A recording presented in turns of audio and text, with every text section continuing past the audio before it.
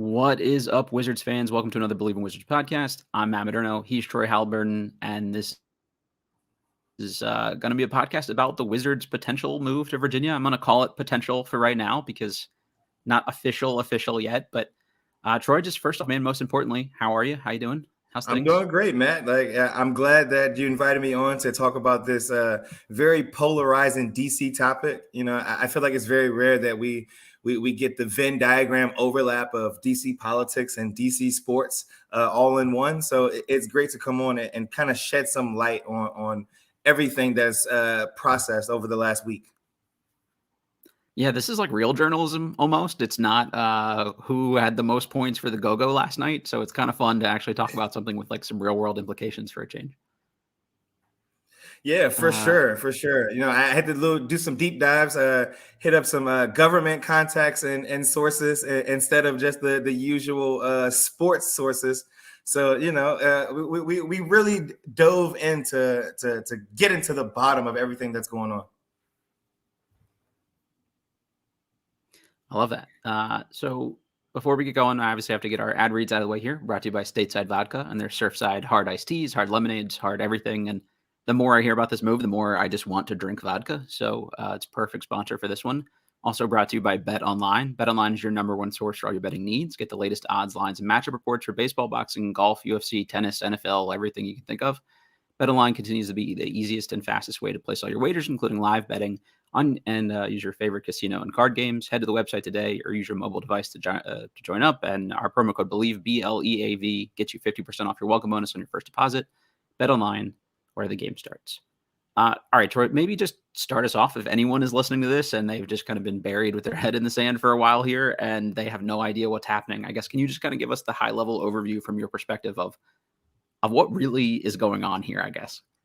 Okay, so really, I guess it all started on Monday. Monday was the first day that we got like the kind of first leaks coming out about the potential move of the Washington Wizards and the Washington Capitals leaving out of Capital One Arena, going over to a new complex, I guess you could call it, over in Potomac Yard area of Alexandria, Virginia.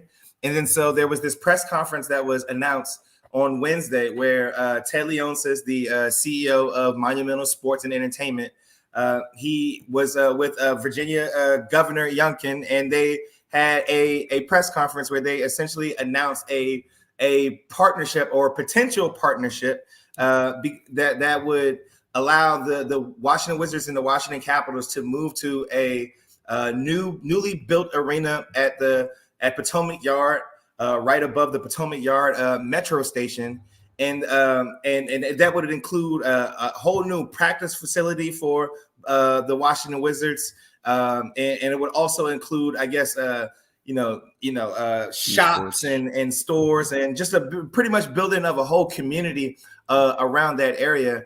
And I think that, number one, I think it caught literally everyone by surprise. And most importantly, it caught DC Mayor Muriel Bowser by surprise. And so I think that, when you have all of this information coming out, you have people that are placing blame. Who's to blame for this? Was it DC government's fault? Was it the mayor's fault specifically? Or was this, something that Ted Leonsis just kind of, took under his own free will? And I think that there's a combination of all of these different things, which I'm sure that we're going to dive into. Mm-hmm. No, that's great. Thank you for kind of level setting for anybody who's new to this one. Also, got a good amount of people watching this one. So if you're following us along in the YouTube chat, first of all, appreciate it. Second of all, if you hit that little like button on your YouTube stream, always appreciate that. Let's blow this one up and get a lot of eyes on it and make the Wizards topical, or help make the Wizards topical with this convo. So we appreciate that. You mentioned the community approach, right? We're going to build up this kind of infrastructure around the new arena and have a little self-contained entertainment city complex kind of thing there. I think that's a really interesting one because we've heard the NBA talk about that that's a priority for their ownership moving forward. Just having an appreciating asset in an NBA team is no longer enough. You have to buy up all the commercial real estate in the area. You've even got some ownership like Joe Lacob in Golden State that's buying up residential real estate around his arenas. And you use the arena as a way to make the area more profitable. And if you already own some of the buildings in the area, then you've now increased your revenue streams, multiple different directions. And I think that's really where they're trying to go here. There probably wasn't the same ability to do that in Capital One Arena. So this is strictly a rich guy doing this as an opportunity to get richer. I don't think that there's any like, hey, the DC government didn't come through in the way that they could have. I think there was probably some leverage they probably needed to do get the full offer they wanted. But this is really about the opportunities beyond what would have been accessible to them in their current, location, in my opinion. Well, I think with just a little bit of pushback on that, I think Okay. that when you talk about the reason why they were coming to DC and asking for $600 million is because we have to start looking forward towards the future and start reimagining what that area around Capital One Arena looks like.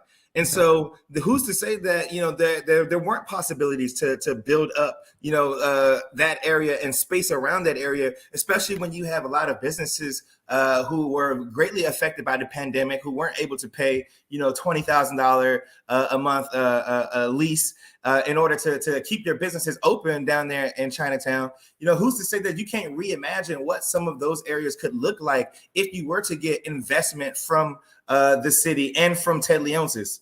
Like when you look at the fact that Mary Bowser, she ended up like setting her what she said was her best and final offer of $500 million. Like that money could have gone to great use in order to build up around that area. And so I definitely understand that it will be easier to build from a blank slate, like what Ted Leonsis wants to do in Virginia. But that the area in Chinatown, like I said, could be very much reimagined to all type of different purposes that would be helpful for the community. Okay. Yeah. I mean, I think that's definitely a fair counter there.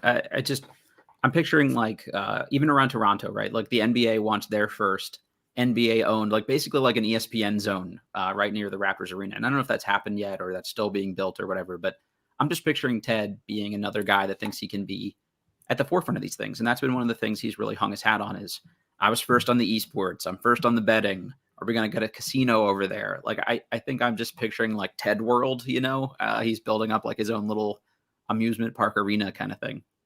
Yeah, well, I mean, when you already look at it, like Ted Leonsis, they already 2 seasons ago they bought out the Green Turtle, which is underneath Capital One Arena, connected to it, and put in their sports book. And I think that the lack of success with that venture probably led them to believe that investing more probably wouldn't work. But the thing is, the sports book, I think that there are multiple reasons why that venture hasn't been as successful as Monumental Sports envisioned when they first launched it. But like I said, like I think that that working with that there are all different type of studies that you get from the government, from all different type of economic boards that would have been able to come in and maybe pitch different ideas that thinking outside the box of things that not even DC government or Monumental Sports are thinking of as far as things that you can do with the commercial real estate around that area.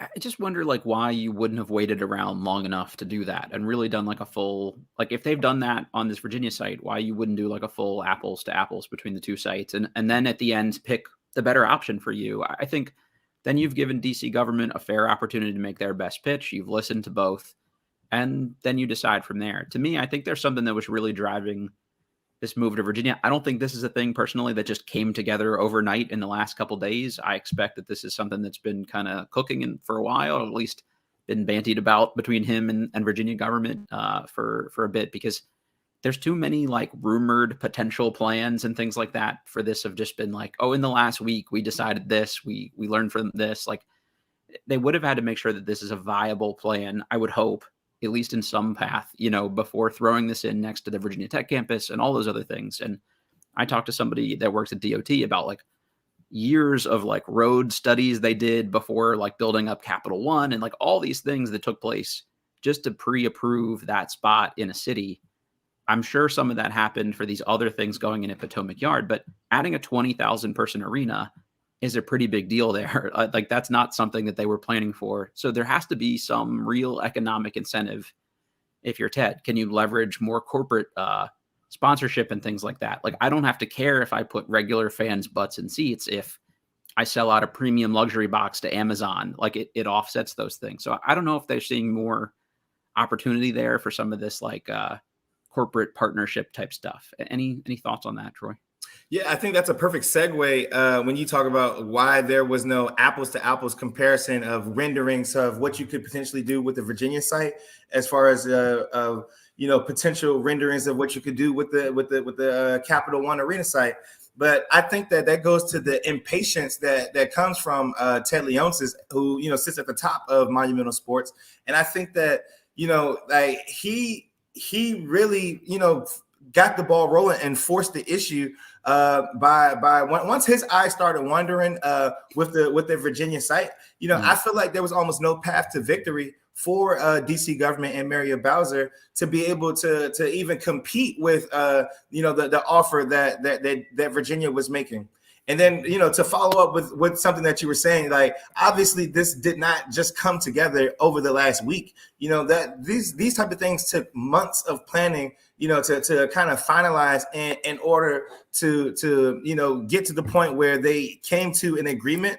But at the end of the day, I don't think that they did the proper due diligence with every single aspect of this. So when you look at, the fact that the Metro stop, the Potomac Yard Metro stop was just opened last week, the Monumental Sports never even contacted Metro about, coming on to building a 20,000 person stadium on that site. Like, how do you not contact Metro about, like, if you're going to put a 20,000 foot venue on that site? Like that station isn't even equipped to handle that amount of traffic. They got one escalator. Like that. Like, just imagine like how brutal that's going to be. And obviously, this is something that's 4 years down the road, so they're going to have to do major construction to a metro station that was literally just built. But at the end of the day, like Metro is already going through budget constraints of their own. And so, they're already having to shut down 10 metro stations, the lowest 10 ridership stations, and of which this is one, right? Yeah, exactly. So it's like, it doesn't make any sense to me. Like, if you're going to, say how much, how much change this is going to bring, but you didn't do the due diligence in order to make sure that this is something that's even viable for the site that you are looking at. I think that's been a big thing for me. It's just like, look, if you plan this out and this is the best move, and you have every right as a business owner to put your business where you want.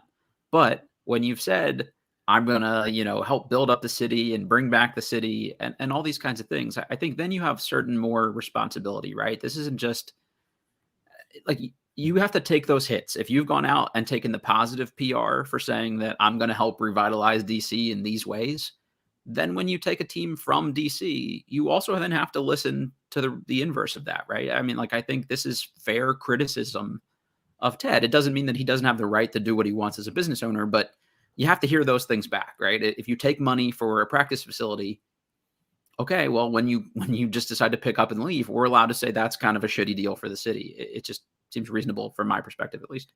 Exactly. Like, so, I was there at the ribbon cutting for ESA in 2018, and where Ted Leonsis said that, he wanted to transform, this neighborhood in Congress Heights and reimagine what that neighborhood would be like. Now, it's hard to imagine that, they're going to be getting, Chipotle's and Cavas, down there at that site, because they just have no one incentive. Popeyes. That's it. Exactly. That's it. They have no incentive to build up the Congress Heights site anymore, because they're going to be moving all of the tenants out of the building. And the fact that they allowed for DC to pay for 90% of the budget for building that site, and all they did was pay for I think it was a $4.4 million payment of upfront lease payment, so they can, what's $4.4 million when you got $2 billion waiting for you across the water? Yeah. And so to me, like, it really shows like the lack of foresight, or the lack of care for, the words that, he's been saying over the last couple of years. It really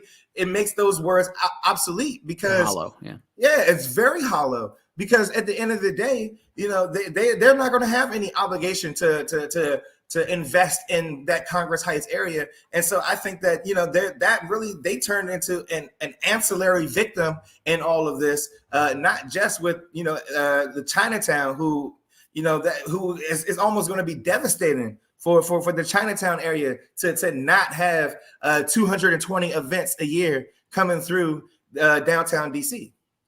I saw a lot of like, oh, good for the Mystics to get moved back to Capital One Arena, to get promoted back into the big arena. They moved them to ESA because it's better for them to have a full venue for playoff games and have 5,000 loud fans than a quarter full building for their game. So it was actually a better environment for them to play in.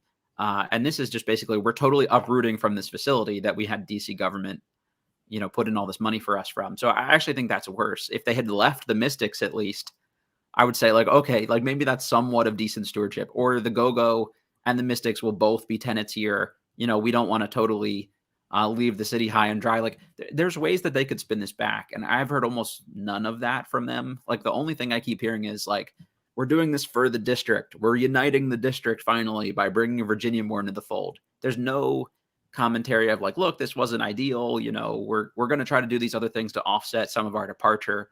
I think you do have some responsibility of, we took the city's money for stuff.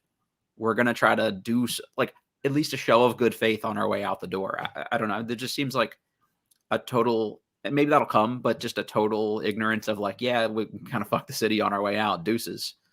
Yeah, and I think good faith is definitely the turn of phrase that I would use to describe the relationship between Monumental Sports and DC government. And I felt like that Mario Bowser and members of the DC Council thought that all along that they were operating in good faith with Monumental Sports when they were having the negotiations on the money that they were going to be able to give to support the renovations to Capital One Arena. And so I think that when you look at when Ted Leonsis came to them and asked them for $600 million, DC really was not in the position to be cutting blank checks like that. Mm-hmm. And so, I think that I don't think that there was ever a point where Mario Bowser and the rest of the council said, oh, this is not something that we want to do. I think that it was always, let's table these discussions to a point in time where the city was in a better financial stability, that they could be able to present a viable plan and option. And so I think that at all times, I felt like the mayor and the rest of the council thought that they were operating in good faith with Monumental Sports. And they very much felt blindsided by the fact that Ted Leonsis came to them and told them that he had this $2 billion offer on the table from Virginia. And, which kind of forced them to, scramble at the last minute to put together the best offer that they could. I've been trying to be as objective about this as I can. And I think that's getting harder and harder to do on things like Twitter. But I'm both very happy for the Virginia fans that this now became easier to get to Wizards games for, and bummed for me personally. I think at the end of the day, all of us kind of care about what it means for ourselves and our fandom. And this makes it tougher for me. I don't know why that was so offensive to people. And the most kind of like common response I got back was, it's only 5 miles away from the new site. You'll get over it. And I think that's just a really, I don't know, a nice way to say this, limited viewpoint of things, because that 5 miles in DC is a tough stretch to make. And everyone's response back to that was, well, traffic is traffic. It's hard to get everywhere in DC. It isn't the same. You're not throwing a 20,000 person arena into an area that was not built for a 20,000 person arena. When you're getting to Gallery Place, again, there were years of plans put together to make that as viable and accessible a site as possible. Maybe those things have happened on the back end enough here with this Virginia Tech campus and all these other things. Maybe they haven't. Maybe they will happen enough over the next 4 years to make it, reasonable to get to. Maybe it won't. I'm a little pessimistic about those things. I think it's going to be a shit show. Will they figure it out eventually? I hope so. I want to still go to games, but I think it's very reasonable to say, at least in the interim, we should all be very skeptical that this doesn't just turn into a shit show. Even for the Virginia folks, if you live in that area around where this new arena is going to go, you just got effed. You should be more mad than anyone else here. Longer term, I mean, maybe it'll be great for you, but if you live there and you don't care about the Wizards, you just got the shaft. I don't know how else to say it. Yeah, I mean, the traffic around that area is already some of the worst in the DMV. And so now, you're going to be looking at just imagine LeBron James and the Los Angeles Lakers coming to town on a day where, you know, like people are trying to travel out of DCA airport. Like, I mean, you're talking about a total shit show when it comes to like the traffic and the logistics of it. And so I think that when you say that people are having a limited scope, I think that it's borderline obtuse at this point, because when you look at Chinatown, Gallery Place, that metro stop is centrally located within the whole grid of the WMATA system. And so when you look at Potomac Yard, that's on the trail end of the blue and yellow lines. Like it's going to take logistically, like let's say you live on the orange line, you're going to have to go all the way into the city, then to come down and to just to get to the metro stop. It's not conveniently located, like as far as being just on them. So it's not just, oh, it's 5 miles away. Like just logistically, like it's going to be like a lot harder to get to for people coming from all around the region. Yeah, and go ahead, Matt. Well, I mean, Virginia fans are like, well, you know, you had your turn. Now it's our turn to have it easier. And that's great. And I hope for my friends that are Virginia Wizards fans, I hope it is easier for you. Again, that's just the point I'm skeptical about, is just, will it actually be all that easier? And I think in the short term, the answer to that is probably no. David Aldridge put this out, a part of his article. He said, I couldn't get this in the column, but I'll remember when the Giants and the Jets moved, and the owner of one of the teams said words to the effect of, I don't get the big deal. It's only 10 minutes further away. And Howard Cosell responded, true, if you have a helicopter. If you have a helicopter. Like, I love that's that. How I look at this. Yeah. So I don't know, for folks that listen to this regularly, I work for the FAA. We're working on something called urban air mobility. Google that if you want. It's basically electric autonomous helicopters that'll take you to and from places. Maybe Ted can contract those out for fans to get from the Maryland side. Just kidding. Yeah, for sure. Like, and I think that, like I said, like if it's not more convenient for a Virginia fan if you live in Tyson's Corner. Like it's actually a lot more difficult for you to get to Wizards games now. You know, it's added like 20, 30 more minutes to your trip. And then you have all type of regulations with the metro and the time factor of, you know, they're going to have to be keeping the metro open a lot longer, and which is going to be costing a lot more money from the WMATA. And at the end of the day, Virginia hasn't even kicked in their fair share as far as being able to support metro in the infrastructure that they need. I hope that's where the hard line is drawn. Like, you can do this, you can do all these things, but we're not going to do you any solids anymore in return. Like, you have to be paying into the system in some way. Monumental, you have to, there's some cut for you. You want it open later, you pay later on all those extra days. And they may do those things already. I don't have enough insight to that, but those things better at least be happening, I think. And you use, you know, to your advantage and get what you can from it if you're the city and the different organizations, the federal government actually, you know. But the nice thing here, Troy, is the new site is still in the district. They're uniting the district because it is within the boundary stones.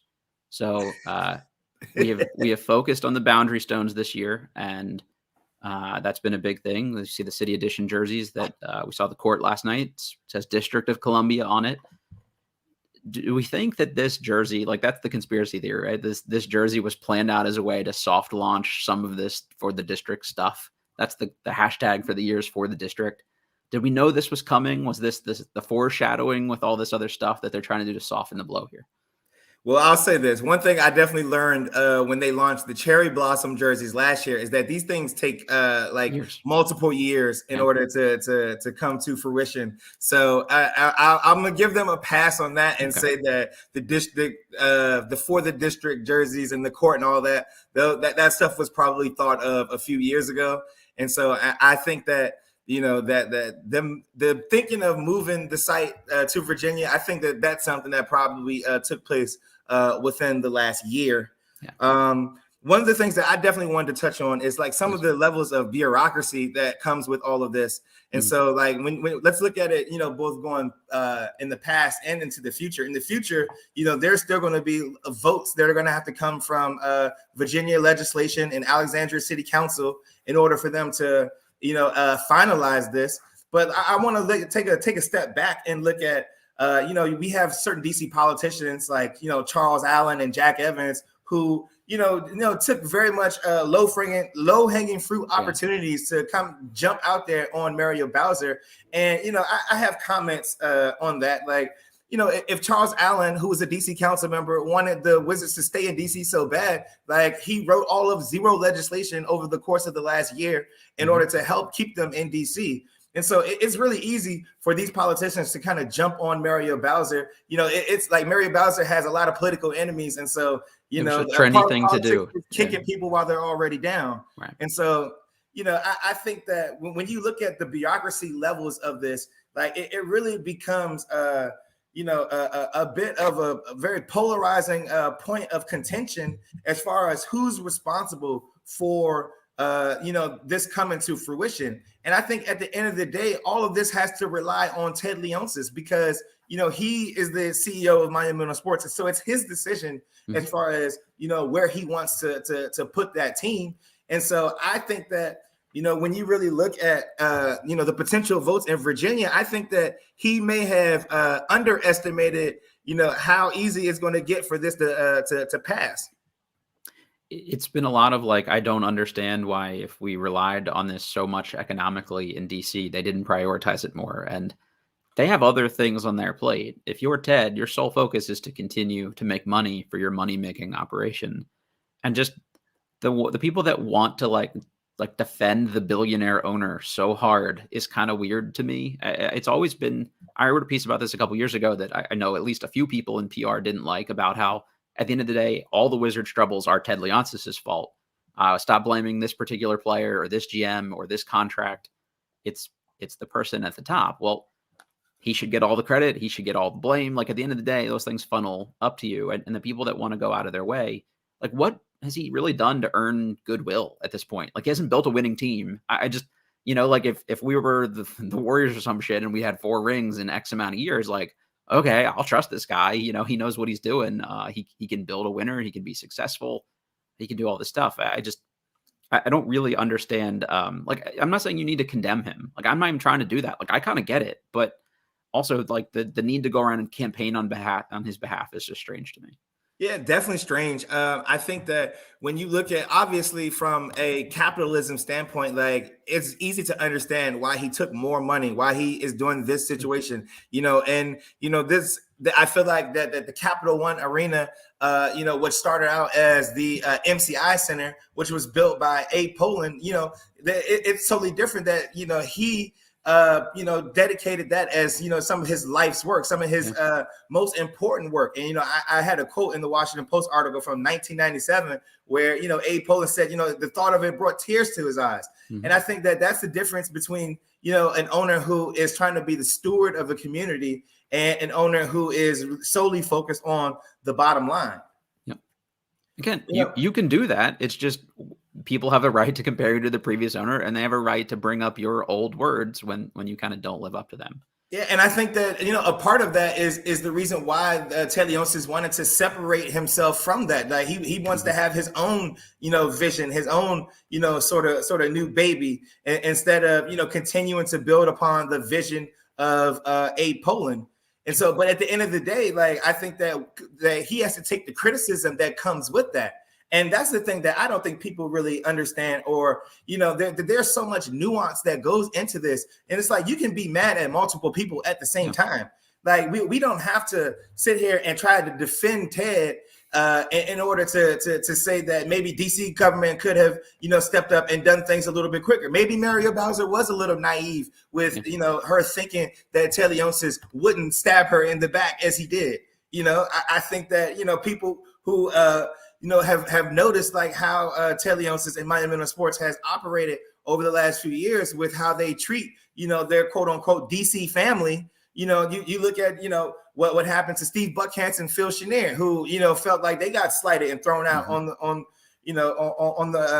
lawn. John Wall and his exit from DC. Like, I think that, people are giving Ted Leonsis the benefit of the doubt when I don't think there's anything about his actions over the course of his ownership of the Wizards that shows that he's earned that. And people, again, can feel totally differently about this. They can say the way that Abe ran things was stupid. It was too mom and pop, and that caused them some trouble. Like you can also think those things and still feel like, Ted taking plenty of money from the city, he did owe them a certain amount back too. And I think at the end of the day, it was hearing out a full offer from them would have been at the very least the thing to do and make like a fully informed decision. That's kind of what I keep coming back to here. One of the comments in the chat here from the Notorious W, Troy said that some rumors that maybe they changed the name back to Bullets. Anything about that you've heard so far? Do we think that's realistic? I personally don't. But No, I don't think that they will change the name back to Bullets, but I do think that it's possible that we could have a reimagination of what the franchise name could be. It could be, a new name that's not Wizards. I think that is something that could be on the table, but I don't think under any circumstance that the name would go back to the Bullets. Yeah, same. I think that'd be too much middle fingering Abe, the person you took over from, if you're Ted, if that was what he was kind of staunchly against. Yeah, like Abe Poland like literally said that, like that he under no circumstance wanted the name to ever go back to Bullets. So, I think that the PR, the bad PR from that would just be a little bit too much for even Ted Leonsis to swallow. I think the branding, though, will lean even more heavily into this district stuff. Like we will see DMV this, district that, like all of the things they can do is uniting the DMV will be the hashtag for next year, probably. Like I think that's what we're going to see more of, even if they don't change the name. Yeah, but I mean, I do find it very ironic that, last night they unveiled their district court and, that the hashtag for the district, like to me, it just honestly, the old district. It just seems, all of it seems disingenuous. Like the fact that, that they're doing all of this, it just doesn't seem real. It doesn't seem like they have taken in consideration the feelings of, the fans and the people who are there to support the team before they did all of this. One thing, just kind of the on-court product. I've made this statement and gotten a little pushback to it, so I want to get your take on it. I think this definitely puts a clock on their rebuild. Just hearing some of the inner workings in both San Francisco and with what the Clippers are doing with their new arena, there were mandates from those ownership groups to those front offices, like, we will be good when these new facilities are opened. And Ted has been the we will never, ever tank, bang your fist on the table guy. And he softened that for right now. I wonder if that timing plays into that at all. But ultimately, they're not going to go into a new arena bad. And I think they'll want to be good prior to going into those new arenas, because 2 years in advance, they're selling those corporate suites. They're locking people into multiple year deals. They're lining up all the season tickets. They want a full building when they open. So if you're opening in 2028, I would expect by 2026, they want at least a product that shows signs of life. I'm not saying they need to be a title contender, because we can't seem to build that here with 30 years, but this is not going to be a 15 win or a 20, somewhere 15 to 25 win team in 2026. Like, this is put a timetable in front of Michael Winger and Will Dawkins, I think. Yeah, I definitely think that there's pressure on the new front office to make sure that the on-court product is, up to a certain level by the time that this new arena is going to open. And so then, I just sat here and thought about, the past, some of the things that have happened over the last year. I think that you have to look at when they, to some surprisingly fired Tommy Shepard over the summer, that maybe that they already knew that they were getting ready to win, and they weren't happy with, the path that they felt like Tommy Shepard had the team on. Like, to me, and I think that when you look at, some of the statements that Ted Leonsis put out when they fired Tommy Shepard about, them not that there being a lack of a vision as far as, some of the moves and stuff that he was making. And, I think that if they were already considering making this move to Virginia, then I think that, a lot of that decision probably played a factor in why they fired Tommy Shepard and brought in Michael Winger and Will Dawkins. And so, I think that this definitely puts a lot of pressure on the new front office to try to put a product on the floor. It doesn't have to be in championship contention, but I think to at least be in playoff contention. I know that Ted Leonsis loves playoff gates, or even a play-in gate. And so I think that, his expectation is that, he's going to be able to receive some ROI, return on investment, on this project. At least that's what he envisions. And there will 100% be a press release about how much more money they made the first year of the new stadium when they have a 40-win team that makes the playoffs compared to like this year's team. Like that'll be something that they absolutely like beat their chest about. Is like, oh yeah, see how much better this was for us economically, and how many more fans came through the doors, and how much better attendance was. Like they will absolutely take credit for that and ignore the context of where the team is in terms of their rebuild.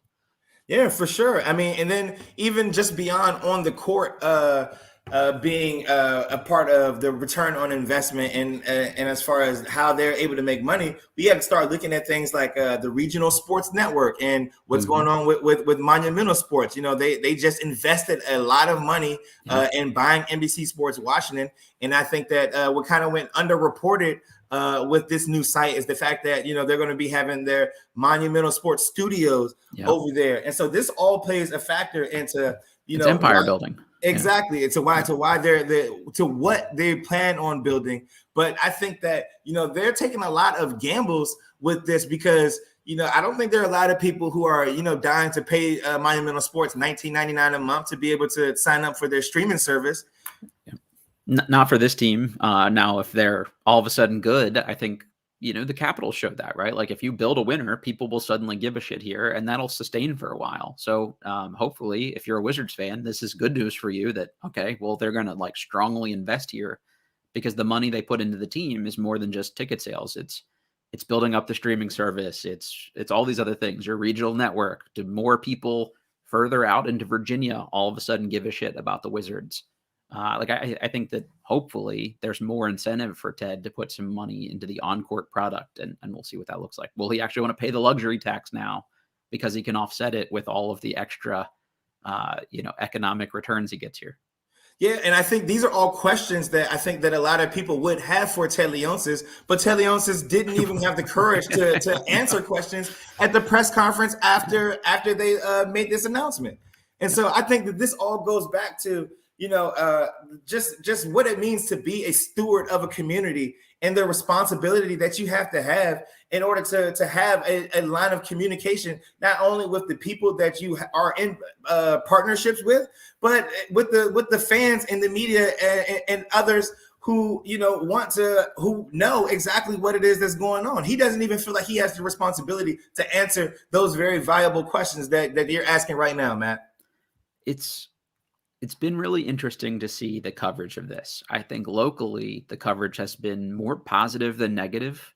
And nationally, I think it's been more negative than positive on just the idea of a move. That's my take of it, at least. Obviously, I'm in my own little echo chamber of who I follow and what shows up on Twitter and things like that. But I guess what's your perception of it been so far, Troy?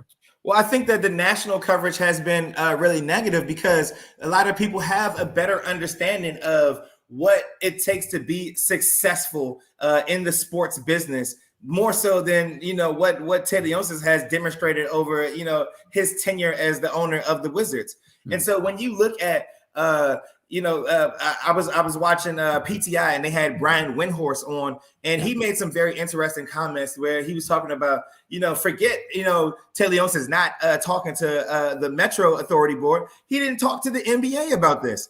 You know, what does Adam Silver feel about, you know, the NBA, which is a very much urban sport? And we've seen over the last 20 years, like literally most of NBA teams moving from the suburbs back into downtowns and cities all over America. And now the Wizards will be the only team that will be zagging while everyone's zigging and moving from the inner city back to the suburbs. And that's something that I think that, you know, that there should be studies done on that. And as far as is it economically viable for NBA arenas to be in downtown, situations as opposed to being in the suburbs? And I don't think, like Brian Windhorst said, I don't think he even checked in with the NBA to see, you know, how they felt about this move. I think sounds like a very Ted thing. Just like my team, fuck you, I'm going to put you where I want. Just real quick, if you're still checking in here and you're in the YouTube chat, if you could hit that little like button for us, we always appreciate that. Want to blow this thing up so more Wizards fans see it and we can keep the conversation going here a little bit. One of the other things I kind of wanted to touch on here a bit, Troy, is just I've seen a lot of it's become like a DC, Maryland versus Virginia thing, and everybody's sort of like at each other about it. Like, I don't give a shit if someone in Virginia is happy that the move is maybe going to be in their favor. I'm happy for them. But I've seen a lot of people tweet out like there's this everybody in DC and Maryland hates Virginia, but it's one-sided and no one in Virginia hates DC. But I've seen a lot of people from Virginia tweet, thank God we're moving the team out of the slums. So I just want to comment on that. If you're from Virginia, that's a perspective of a Marylander who works in DC every day. That's how we're feeling about it, is that you're shitting on the area that we like and care about. So that's the perspective. So maybe you don't see that as not being one-sided, but I just want to throw that out there for folks to think about a little bit here. But it's this notion of Gallery Place as this total unsafe wasteland. I work a 5-minute walk from the arena, maybe 7 if I'm moving a little slow after lunch. I've never once felt unsafe there personally. Again, this is only one person's experience. As somebody who's been attempted mugged twice somewhere in the city in the last 15 years, it was never anywhere near Gallery Place. So I don't like it being like, yeah, shit got run down in the last couple of years since the pandemic. Yeah, business is closed. Yeah, it's not as nice as it was. It's not an unfixable thing. And it also doesn't make it this like post-apocalyptic shithole either. So like, let's not take it too far with the narrative here. Yeah, I think that the narrative is really running rampant. When you look at shout out to my guy Aaron Rupar who tweeted out a Fox News graphic where it pretty much painted it as that the Ted Leonsis is taking his team and leaving a crime-ridden city. And I think that now we're really getting into like a lot of conservative talking points where they like to attack urban decay and like to attack a lot of Democratic mayors who are in cities and say that they don't have control over crime. And it's like, okay, number one, DC, the crime that's in DC right now, I know that it's not like it was pre-pandemic, but it's like people are saying that it's the worst it's been in their lifetime. That's like completely false. Like it's not as high as it was, when they first moved to the arena in 1997. And I think that, number one, if you're too scared to walk 100 feet from the metro exit to the entrance of Capital One Arena, then maybe like coming into the city and going to sporting events isn't for you. Like that, let's just start there.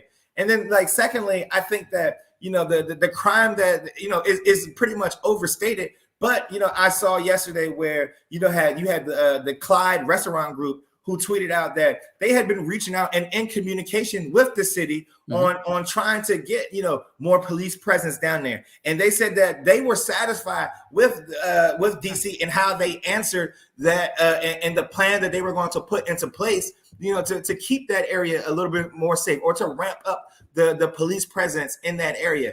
And so like, I think that, this is all a line of communication and it has to be made, and there's give and take that has to be made on both sides. And if Ted Leonsis didn't really give the city a chance to, really present a concrete plan as to how they were going to improve that area, then I think that it's a little bit unfair for him or anybody else to suggest that crime is the reason why they made that move.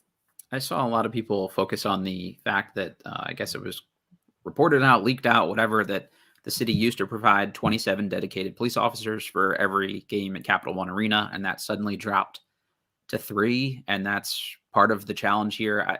First of all, I don't buy the 3 number. So for folks, a lot of times arenas and facilities pay their local law enforcement branches for those services. And the city was probably just saying like, this is all we're giving you for free. That doesn't mean that there weren't cops at Capital One Arena. As somebody, honestly, I'll be very honest, I love the Wizards to death. I have gone to very few games this year, and that's just been partly a scheduling thing on my end and stuff too. But I've gone to a couple Georgetown games now. I see 25 cops every time I'm there. So it's not like it's this like lawless, again, Wild West environment. It's just somebody else is footing the bill, and Uncle Ted doesn't like that, I think. Shout out to you, Matt, for using logic and reasoning in this situation. Like, yes, if Ted Leonsis wants 50 cops down there, then he's a billionaire. Like, he should fit the bill for that. Like, I'm sorry. To me, a lot of this is a lot of the stuff that is coming from Ted is what I like to call, I'm coining this phrase right now, is billionaire bully ball. I like it. And it's like, you have a responsibility to pay for some of these things, and instead of trying to invoice all of it to the city. Like, I just don't understand how other people don't view that.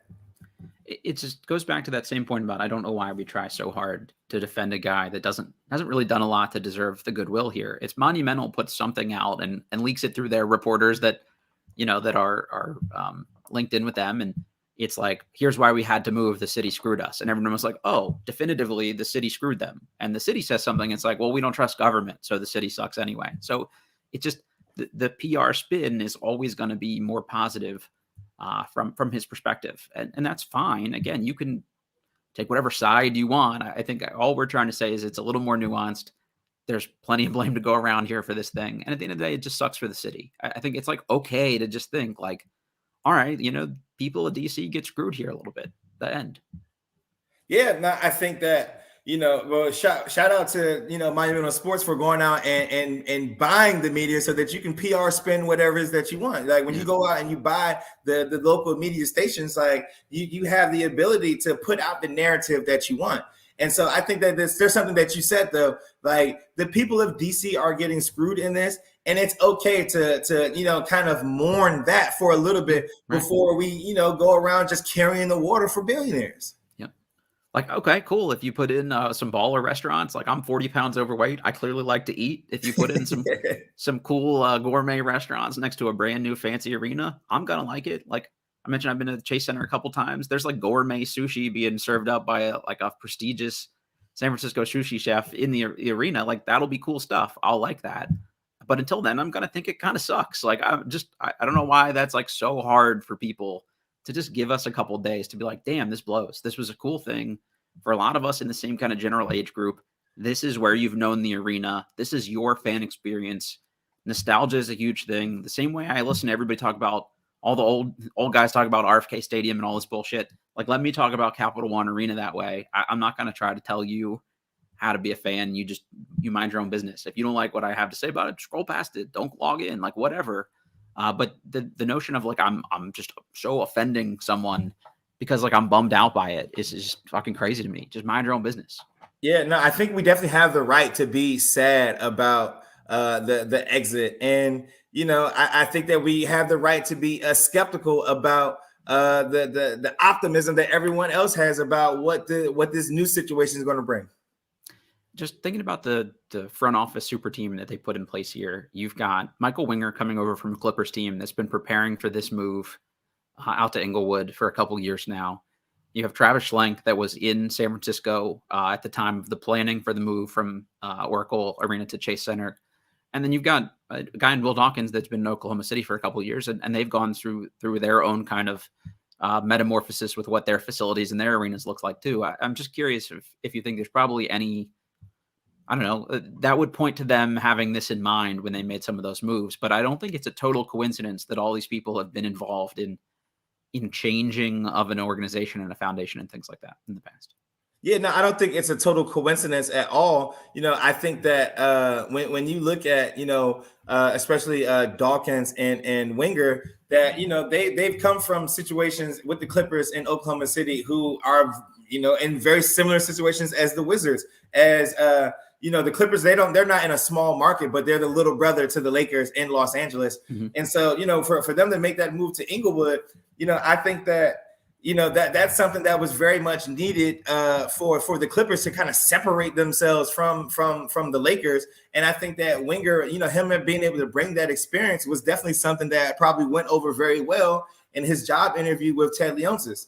And so, and then with Dawkins, you look at Oklahoma City, I think that he probably looked at what they just did, another billionaire bully ball tactic. Like they just stuck up their constituents for, I think $900 million to build a new arena, because at the end of the day, they can always threaten, hey, we get ready to leave. Yeah, and go back to Seattle. Yeah, exactly. So that's something that, I think that not to say that Winger and Dawkins, specifically were brought on because of their expertise on, moving. But I think that, that they were brought in because they probably were a little bit more pragmatic in the way that they view things from a 30,000 foot view, more so than what Tommy Shepard was doing while he was here.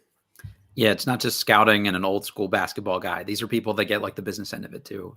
Exactly. Exactly. I mentioned the Chase Center a couple times here. Again, just that's an area I go a decent amount, so I've got some familiarity there. And I saw a couple tweets of, well, the Warriors did this and it moved from Oakland to San Francisco, and And it they moved worked to out a great for them. bigger city. Like that's Right, like right. they didn't move to the suburbs. They moved from a mid-sized city to one of the most major cities in the United States.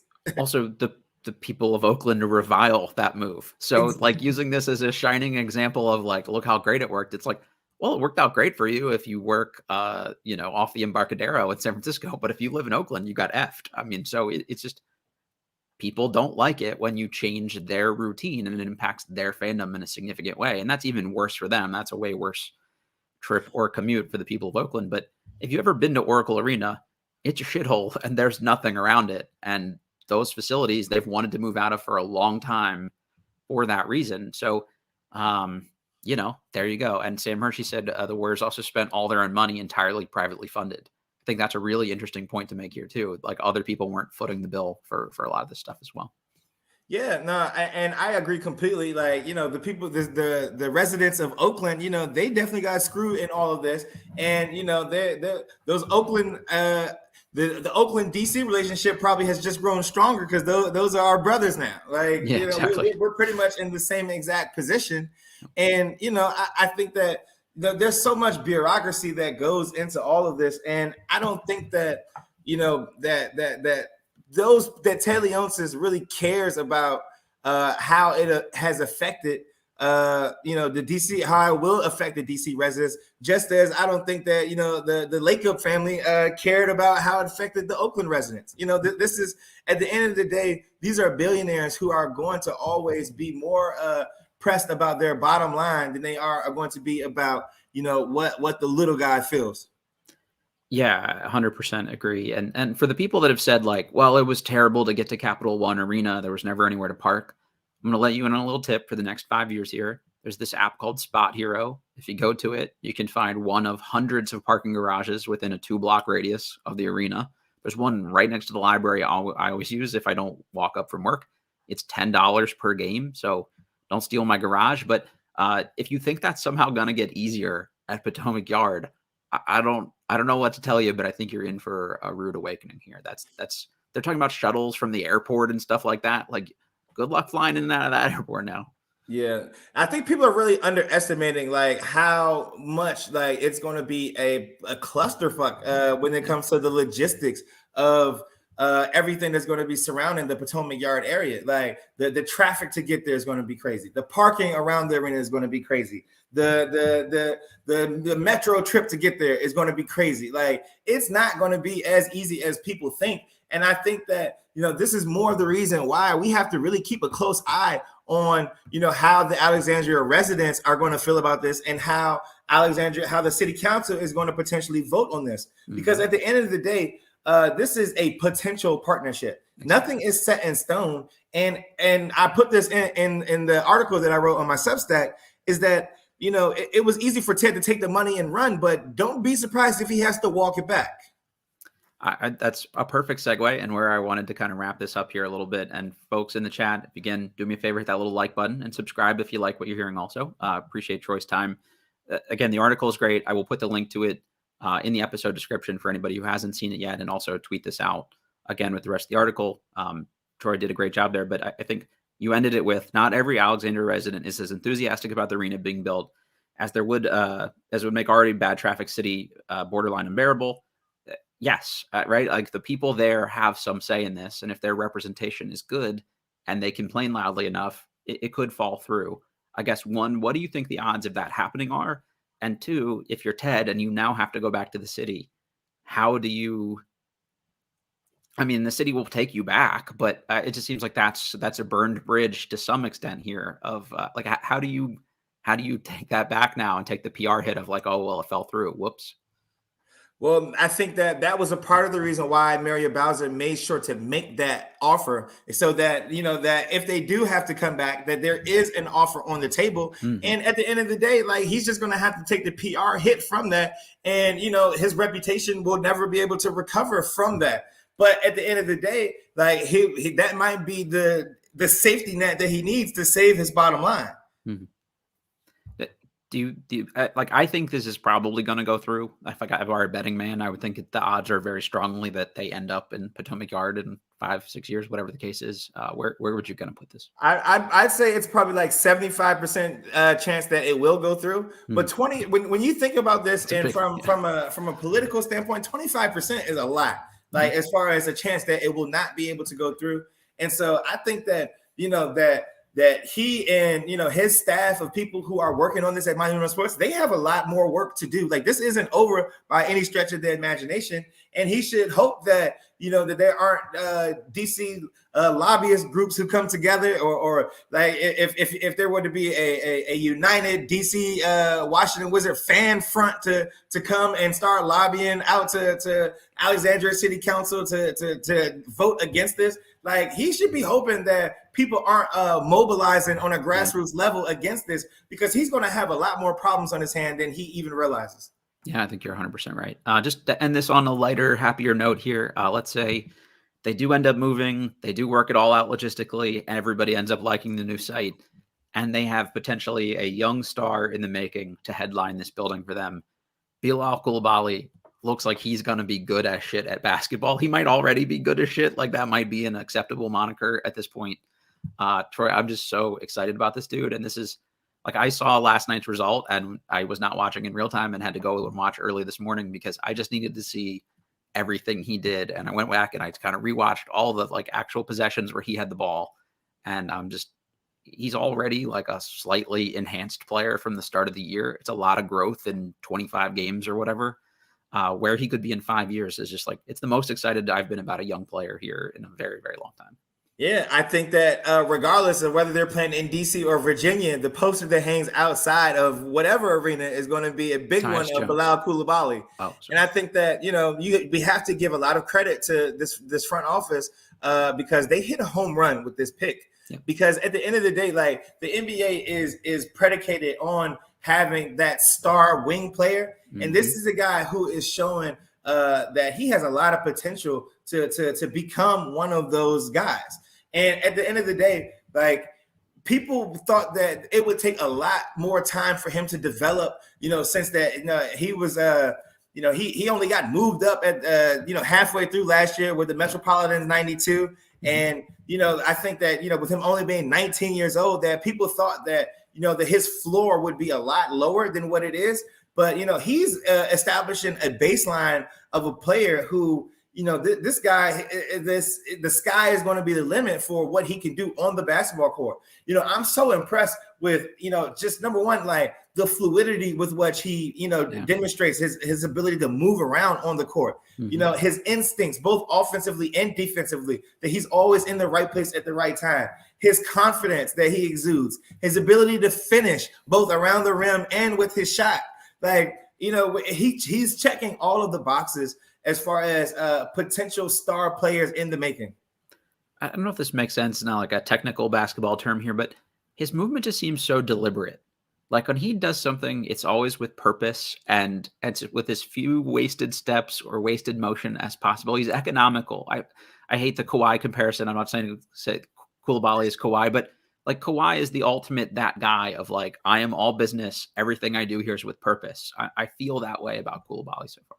No, for sure. Like, I think there's so many times when you watch him or when you watch other young players who come into this league, let's say they might get a steal and they come down and they'll smoke the layup. Like Bilal Coulibaly, he comes down, he's going to position himself to get directly to the rim and then he's dunking the basketball. Like, that's the thing, like, that I think that really separates. He has such command over how he moves on the court. And he has a very good spatial awareness as far as where he is in relation to where everybody else is on the court. That really allows him to be dominant in a physical sense. And this is coming from a guy who hasn't even grown into his grown man body yet. Like, I think the sky is the limit. Like, I'm going to stop making the Kawhi comparisons, or the Giannis comparisons. Right. But I think that this is a guy who I think that, Wizards fans can be very excited about. The one thing I will say for everybody, as great as it's been, Sometimes growth is not linear, so he's made a lot of positive developments already. If he doesn't take another crazy jump or two by the end of the year, let's please be patient with this one player this one time and just like give him a little while to kind of evolve into his final form here. Yeah, no, I agree. I agree. And, I think that we as Wizards media have an obligation to start getting the Bilal Coulibaly first team all rookie campaign started early. There you go. We have Believe in Wizards Bilal Coulibaly merch for anyone who wants a Washington Wizards with the Eiffel Tower instead of the Washington Monument on the logo. So go to the website if you want some swag. But yeah, love the guy. I can't wait to see where this goes in a couple years. And I'm just going to focus on that for the time being here. Troy, thank you again for taking an hour out of your day to do this on a Saturday. Thank you to everybody listening. Troy, first of all, where can people find your work, and give us the social media handles here too? Okay. TroyHaliburton.substack.com is where they can find my work. I just rebranded it as Ideal Taste DC. And so I plan on, giving a lot more sports coverage in 2024 as far as the Wizards and, different things such as Georgetown basketball, Howard men's basketball, just to really tap into, the real love of the hoop game in the district. And so they can also find me on Twitter at Troy Halibur, Halibur. That's where I'd like to put forth a lot of my takes on DC sports, DC politics, and just all other type of intellectual musings. If you are somehow listening to the show and not already following Troy, I would strongly, strongly recommend doing so. It's just a great follow because, you do diversify outside of just here's who scored what things and retweeting the box score. So I appreciate all the extra analysis and commentary. And again, just your time and your perspective on all this stuff. You were the first person I thought of to have this convo with. So thanks for making it work. Yeah, I greatly appreciate it, Matt, and shout out to you for expanding your coverage, man. I loved one of my favorite interviews from you this last year was the one that you did with Steve Turner from my alma mater, Gonzaga College High School. Like I definitely was a big fan of that, and highlighting what I believe is one of the more underrated high school basketball coaches in the country. So shout out to you and diving into a lot more DMV hoop coverage. We're actually going to unite the DMV with this coverage, Troy. None of this separate us bullshit. So definitely trying. Thanks, man. Yep. All right, everybody. Thanks again for joining. Like I said, hit the like button, subscribe button, all good stuff. Leave us a review. We always appreciate that. We're presented by betonline.ag, and we will catch y'all next time.